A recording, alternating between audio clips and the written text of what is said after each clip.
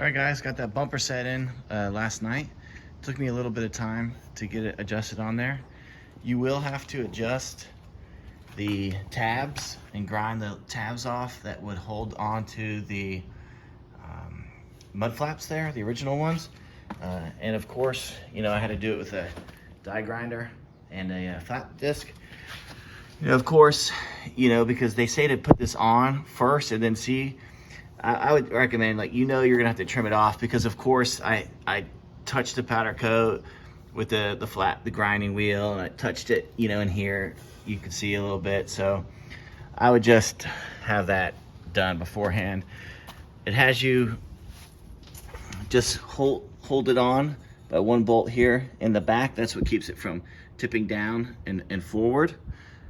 So that's holding it on there so far. And then now what I want you to do is you're gonna put a bolt here on each side, and then what you're gonna do is adjust it to the bumper and to the frame of the vehicle by using some shims. It's designed, I believe, to use 2 shims on each side, but they give you some thick shims and thin shims. And the only feedback so far that I would give is on the instructions. The colors are black and white with the black bumper and the black under chassis.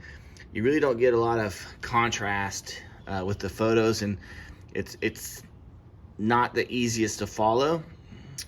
I'd recommend that they put a link to like a color copy online if they don't want to mail out color.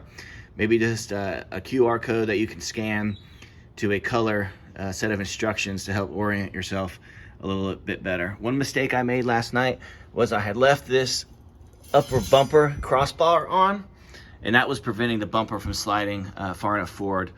And I am putting a little anti-seize on the bolts. I went back and forth if I was going to use like blue Loctite or the anti-seize. I ended up going with the anti-seize so I can get this off if I ever have to for repainting or coating or whatnot.